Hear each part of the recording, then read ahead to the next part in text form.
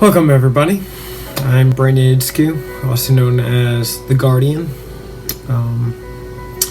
This video is about Aspergers and mental illness in general. A few weeks ago I had posted on Facebook for people to ask me questions about me and my personal struggle with Aspergers.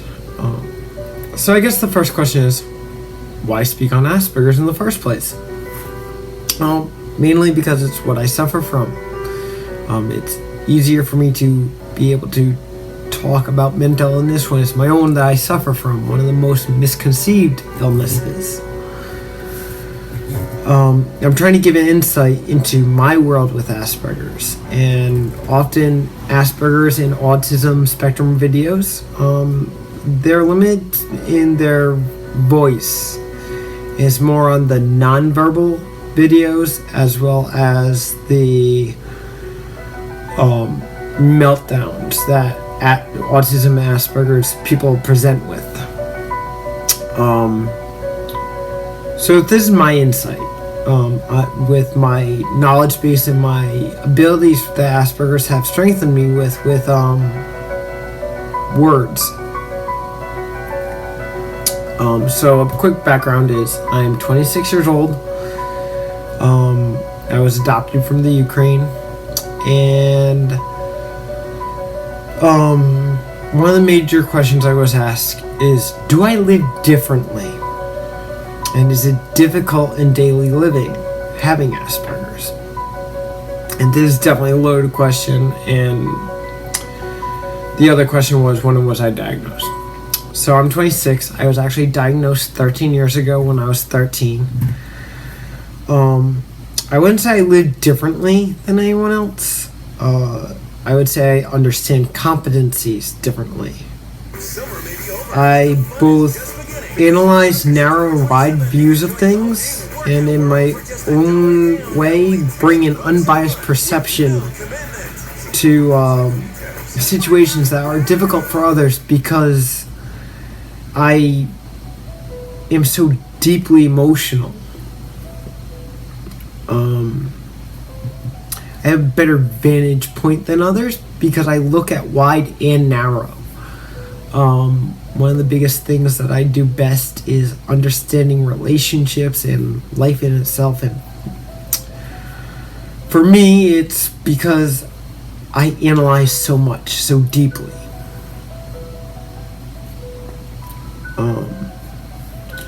The most difficult thing about me is thinking. With Asperger's, thinking is a constant problem. And it's because I have a hard time making things simple. I mean, as you're going to see from this video, it's going to be a long video, but I'm very technical. I'm very black and white. I don't like mid shades.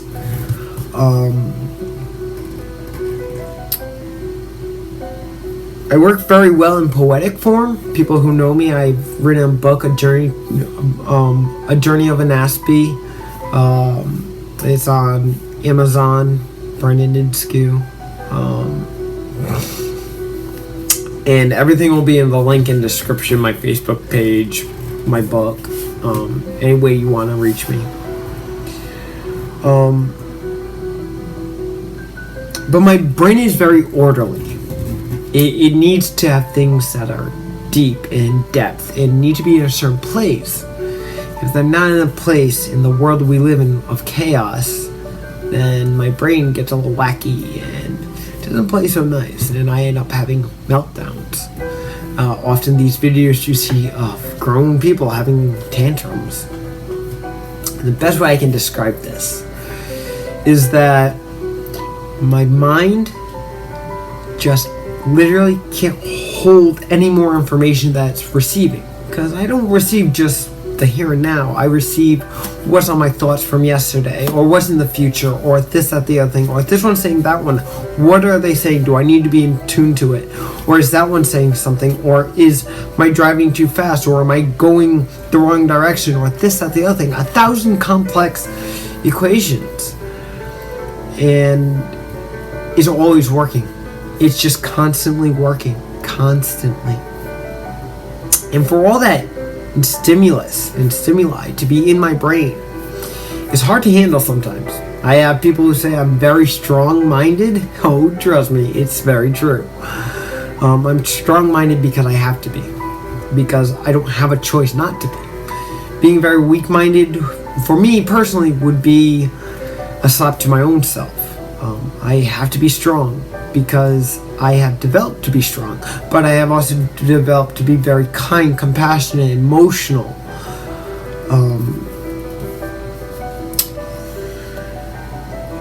And often when I do lash out from the internal stimuli, I don't feel angry or just numb afterwards. I actually feel very guilty, very pained, very upset by it. No one wants to lash out. They do it because they're angry or because they have hatred or whatnot. I don't do it because of those reasons. I do it because I just simply cannot perceive the world around me like everyone else can, and I can't hold it in anymore because I just perceive so much. So when I lash out, I feel very guilty afterwards. I can cry afterwards. And oftentimes I do go numb afterwards, after I feel guilty, and I just don't say anything. Question was, am I physically affected by Aspergers? Yes and no. By Aspergers directly, nothing. Aspergers in clinical definition says that I'm disabled physically. But due to my childhood, because I'm adopted from the Ukraine and I don't have family history, I have a lot of background stuff that I do not know. But I do have a back injury that I deal with every day. One thing that I have a knack for is turning off my sensory perceptions. My fiance back here, Sarah, who often asks, why don't I feel things? I can get punched, I can have physical pain implied upon me, and people would say that's sadistic. It's not. It's I literally can focus so hard on my nerve endings that I don't want to feel pain that I don't. I have L4, L5 disc injury that is pretty much a gap in my back. And it causes me pain occasionally, and yeah, sometimes it's too much to take and I'm in pain and I'm bedridden. But for the most part, I can will it away, and I've developed such a strong tenacity to will pain away. But other than that, Asperger's itself does not physically ail me. It mentally ails me. And it's because I remember so deeply, so much, so constantly. Ultimately, the hardest thing of living is living in a sea of misunderstanding. The misunderstanding that Asperger's is an illness, a handicap. Many of these things that people stigmatize with. My normal is not your normal. My normal is not Sarah's normal. My normal is not my parents' normal. But all those people, their normal is also not my normal. Any person you interact with in life does not have a normal. There's things that are socially acceptable, but how can we say it's normal? There are things that are perceived to be abnormal. Bipolar, Asperger's, anxiety, stuff like that. They're abnormal behaviors, but they're not an abnormal person. A person's a person. At the reality of things, we are fleshy flesh, white bones, white teeth, white eyes. We have red blood that bleeds. We have red muscles. Yeah, we vary in the intensity we have these things. Some people are very tall. Some people are very short. Some people have blue eyes. Some people have hazel eyes. Some people teeth decay. Some people go bald at 21. We are individuals in a world of individuality. And personally, for mental illness, that affects me in a way that I state like this. In a world where we're so quick to judge others, we don't judge ourselves enough. And I'm always judging myself. What am I saying? How am I saying? Why am I saying? Where is it going to lead me? That's the wide and narrow. I know this video is going to come across to many as very understood and to many hatred, and I'm going to get hate comments and whatever. It doesn't bother me. I mean, I've been called all kinds of names. Gay, stupid, retarded. It doesn't bother me. Because I have an acceptance that that's the world. The world is a constantly ever-changing place. But my favorite attribute of myself is in that while I suffer deeply at many times, I am very social for having a social anxiety disorder. I am learned well beyond my years. And I am equally humble to know that I am childish and naive to some things in life as well. I associate best with those who are older than me because they have more compassion than the younger generations. But equally, I am a great teacher to those who don't have humility and whatnot and are younger and who need to be guided well. So, TJ asks, what is the biggest misconception? And that's that Aspergers is the same for everybody. And just like all disorders on the mental health spectrum and DSM-V5 or whatever it is, they're all need to be understood. And that's what this generation's about. Understanding mental illness and stigmas and, you know, we have the Trump debates and politics and religion and all that. At the core of it is understanding. We are all individuals. We are all unique. We all have life skills, obstacles, achievements, and setbacks that we all face every day. And we all handle every single one differently. The prick in the office who's an ex-Marine was developed that way. And we say he's normal because he was in the Marines and he can't have illnesses or this, that, the other thing to be in the Marines. But he suffers. He suffers from PTSD. The police officer who just pulled you over just watched a child die in his hands, but because you're aggravated and giving him a hard time, he's going to give you a ticket. But you wouldn't know that without asking him. And that's a big problem in the world. We don't ask. And what we do ask is not the right asking. While there's no such thing as a stupid question to me, there is an inappropriate question to me. And that's the question that's not asked. My biggest challenge in life is when I do rage and overstimulate and melt down.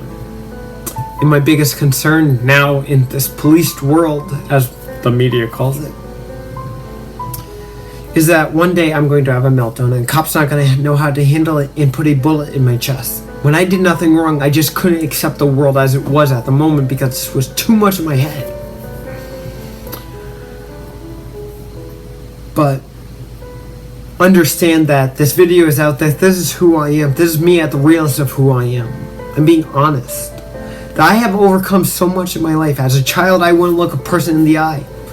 I couldn't sit there and tell you what my problems were, and I couldn't sit there and say that my actions were acceptable or unacceptable for whatever reasons they were. But now I can. I've grown up, I have developed, I have matured, I have learned. And Jamie asks the challenges and the treatments. So some of the best treatments for me has been directed behavioral therapy. And what that essentially entitles is that a doctor or a psychologist specifically tells me that this is how socially accepting something is. And this is how I should behave. It tells me ways to be able to develop my personality and my abilities to work with that situation so that I'm not blowing things out of proportion. And yes, I do suffer greatly with anxiety, OCD, PTSD, and many other illnesses that are combined as a whole in Aspergers. But what has helped me greatly? My ability to learn. Schooling, for me personally, has been my biggest benefit. I've gone to school for socioeconomics, psychology. I have gone to school to learn computers. I have gone to school to learn about cooking. So many certifications I carry. And that's the key word. I carry certifications. I don't carry a degree. So this is what I speak, and this is what I speak eloquently through my own experience. So yeah, I don't have a college degree, not even an associate's. Yet I sit here, I can make this well-rounded video and have this deep intellect. So while someone may have a disability, it does not mean we're limited to what we can do. Oftentimes we have many attributes that companies fail to see because they don't give the person an opportunity. So my one big statement right here on that subject of challenges to treatment is, if you are somebody who suffers with a disability, do something that makes you comfortable and do something that you truly want to do. Follow your dreams. If you have anxiety and animals calm you, be a vet tech, be a vet assistant, be a vet. Don't be a manager. If you have Aspergers like me, I analyze very well. I was a security officer for a very long time, for over a year. And for me, yes, that's a very long time. I actually have been on disability and wasn't working for well over 8 years of my life. But I've worked in retail and I've worked in other places, but they were odd jobs. They never lasted long because I couldn't find my niche. But as I grew older and developed and understood, having going through a marriage from 22 to 25, then at 25 losing my grandfather, my best friend, going through the separation from my spouse, and another dear friend passing, I've learned, I went to work, and that's how I focus my pain and energy. I went to work. And we can work very efficiently, very well. I was putting 60 to 90 hours in, and I don't suggest anyone just go out and do that. If you can do it, you can do it, great. But if you can't, do not overstress yourself. I am able to. But follow your dreams. I'm analytical, so I did analytical things. I could never be a police officer because I could never pass the psychology exam.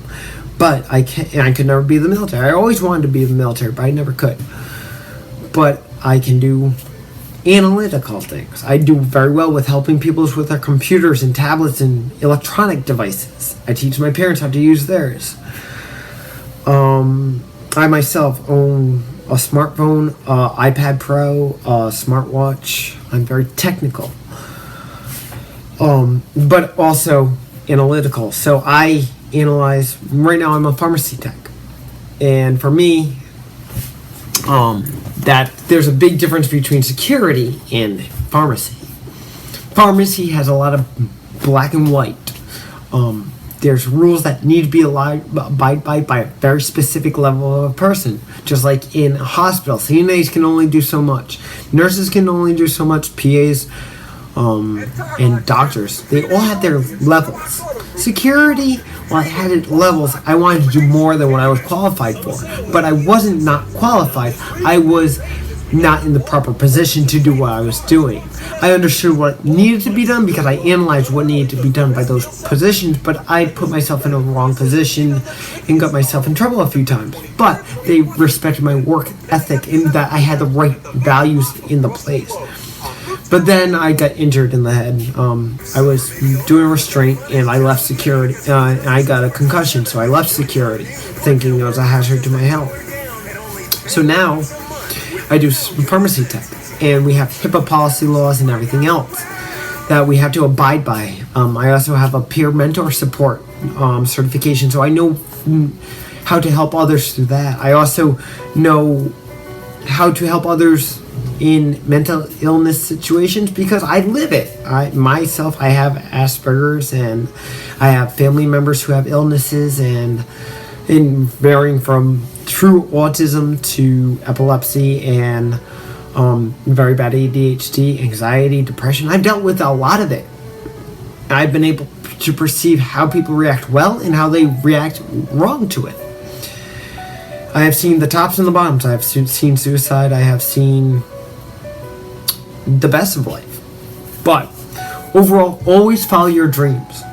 Following a passion you are driven by will always be your success, normal or with mental illness. And so now let me get back to where this is. So Dave asks, workplace barriers. Social and coworker barriers are big ones. I like solitude, but I like working with a team. And that's complex in itself. Because when a team needs to work in its own way, I need to know that I have a position to do. I need to be able to use my team to do it. But I also need to be able to sit there and say, okay, well, I need to do this by myself. I can't have somebody helping me every second of the way. Black and white thinking. It's on and off. So in computers, this helped me greatly because if a computer was doing something, it had a reason to do it, and I needed to know what the off to that was. So if it had a virus, I needed to know which virus it was. And I spent hours looking at some computers trying to clear a virus out. And it was the analytics. I knew what I was looking for. I knew how to get there. And also, the on part is, why is this doing this? But it's a structured, it's a set thing, reason behind it. The grays in between of, well, this computer has a virus because this guy was looking important, didn't matter to me. This guy had a virus. That's all I cared about. And I was taking it out of the computer so that his computer would function.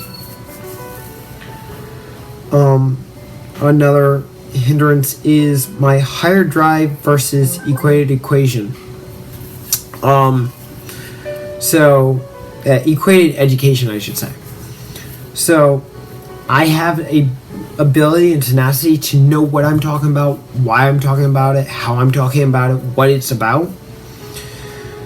But with no degree, I have never fulfilled a management position, and that's because companies want degrees. Simple as that. They want associates. Unfortunately, I do have the ability to manage very well. Time, everything. And I just don't see myself ever being a manager. As much as I try and want to be, I don't think I will, just because of the education equivalent. But I always will want to and will do what I can to help others the best I can. And to the ability my level allows me to. So Sandy asks about, she knew me as a child, and she asked my fast speech and eye contact. So I used to speak very fast, just constant on the go. And I wouldn't take pauses, and I wouldn't logically think. I would get lost on a transient. So how did I fix that? This is a YouTube video. It's free verse, pretty much. I have a small script, but that's about it. For me, it was public speaking courses and my poetic abilities. Being able to know that stanzas had a certain way they need to be formed, a way they need to be worded, and then eye contact. Lots of challenges to that. I challenge myself to my own discomfort of looking myself in the eye by looking in the mirror a lot. And not my self-image, not how I looked or why I looked that way, or, I know I need to look professional and clean-shaven and all that, but I looked at myself in the eyes and said, this is the mental connection you have. Connect with somebody through the eyes, the souls to the world they live in, as people say. So I connected with myself through looking in the mirror. Liz asked about her grandson B, and why does he always seem to be so naive, I'll put it. Naive to the fact that people will use him and he doesn't care. And it's not that he doesn't care, it's that he cares too much. He has a huge heart, we all do. At least people on mental illness, we have generally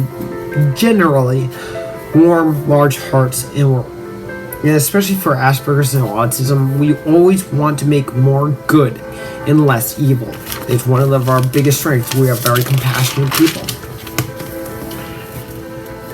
Another question he asks is change, and why is it so difficult? And as I've expressed throughout the video, it's because our minds have just so much going on, but it has an order.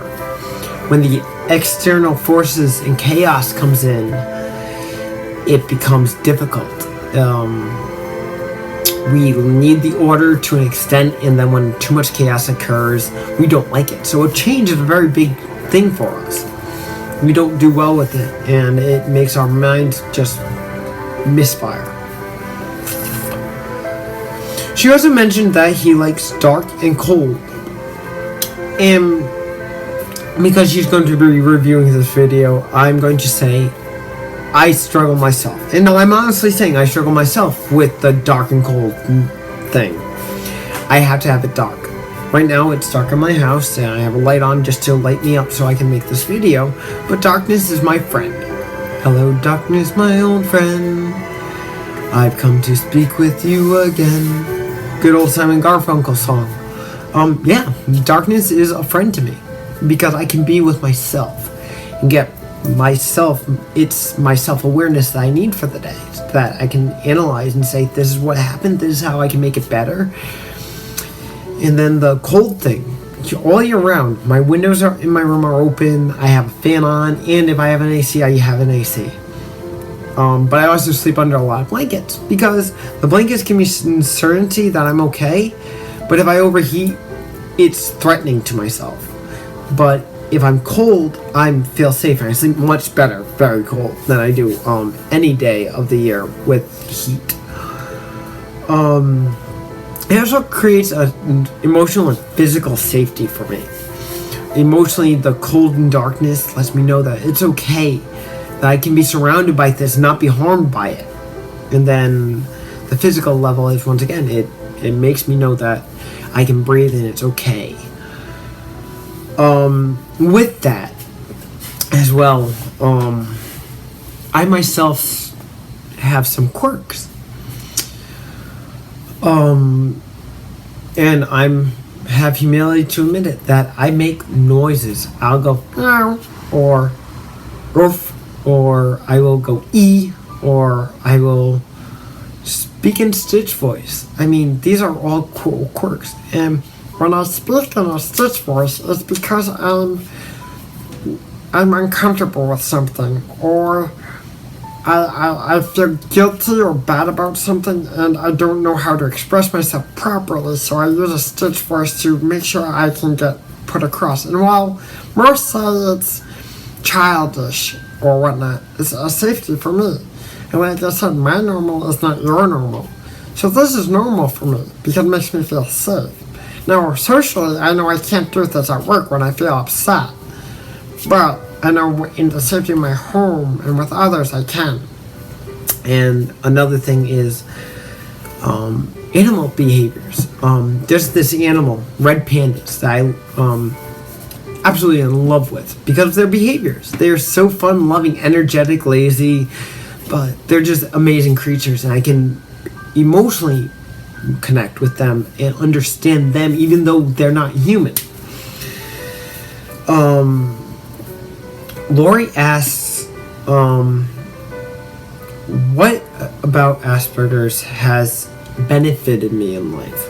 Or how has it benefited me in life? And that is, it's benefited life itself.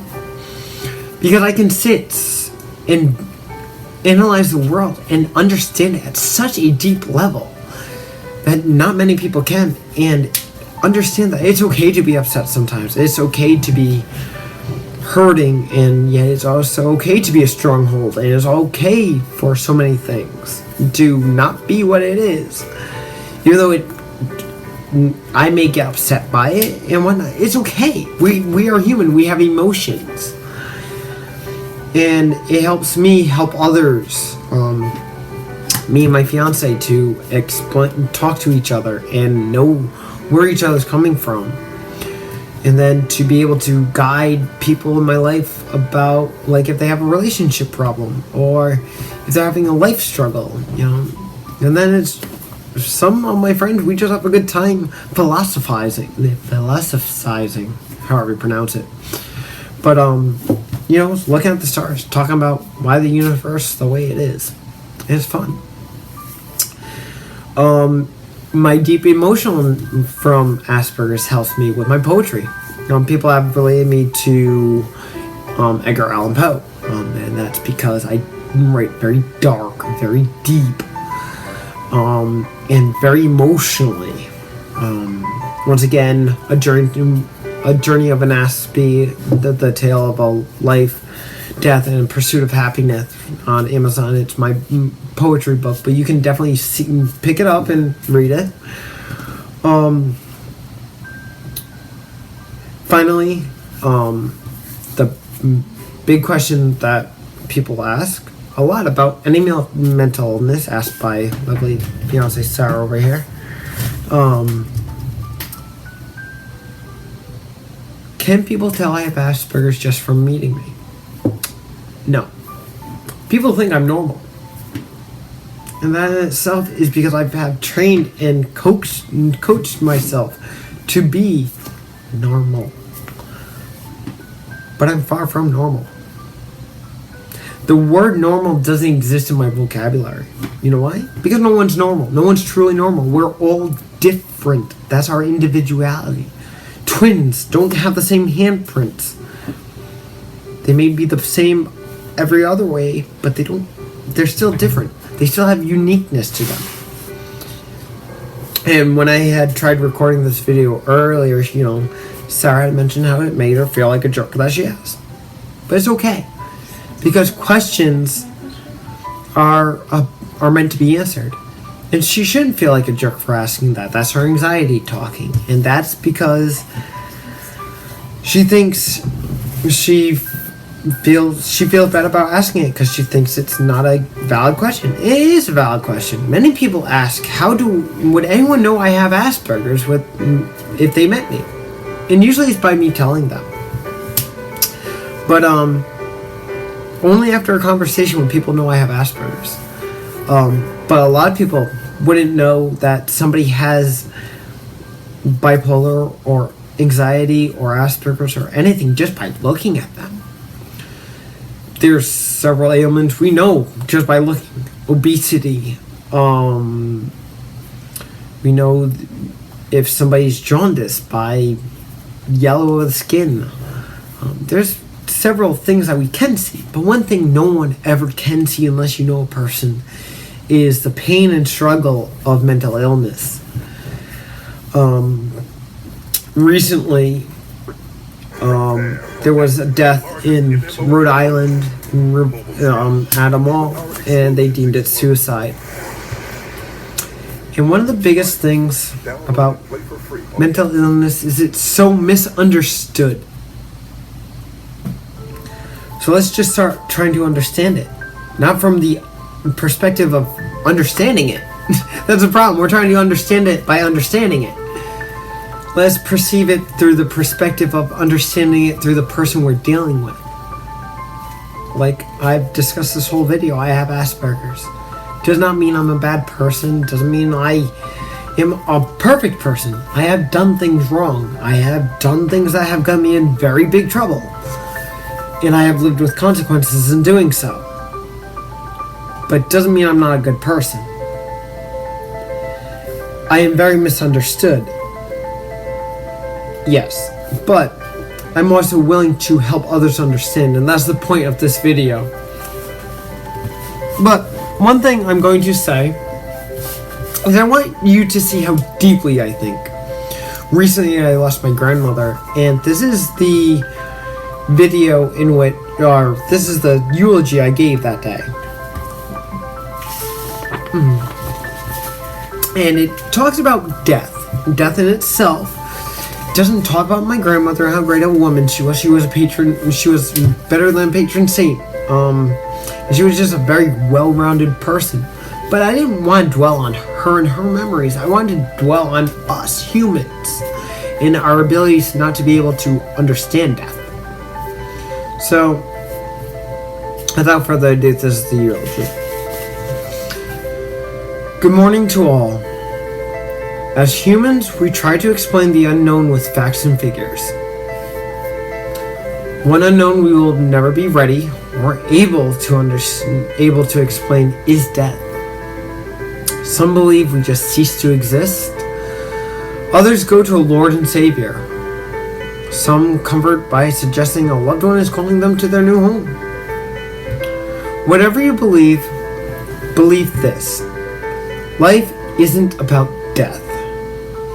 When one dies, it's the presence of living in an absence, with the wounds healing over time and memories remaining, to reassure us it was life that we remember. But our challenge as humans has always been grieving. Not wanting to live without one or the other, and sometimes one another in solitude. This is the challenge I overcome and face more than I care to share. The challenge is to fill the void that our hearts beat because our journey is unfulfilled. It's our minds that keep us going, sometimes unwillingly, to fulfill what we're missing. Yeah, when a loved one passes, it stings like 1,000 razors of lava. We hurt more than we want to. But we persevere because that is the meaning of life, to fill our journeys and purposes with the strength that loved ones have passed on through generation and generation. When we die young is never right in our hearts and minds, but it is right for whatever unknown reason. I know that doesn't make sense to most, but to most, death in general doesn't have a sense to it either. When someone dies in elder years, the eldest kin remains, to hope that they have done right by the parent they lost, but the 1,000 memories remain. What can we learn in any death? Be loyal to loved ones, their memories, and our own desires. Be honest. Let your emotions be seen and or heard so that others may help you. Be kind to the knowledge received and the knowledge passed down. We are given a moment in time to live, in eternity and death. Let us not be stagnant to the idea that death is permanent, but let us remain steadfast that our purpose is to be renewed, strengthened, and renewed for the love of whom we have and those whom we have lost.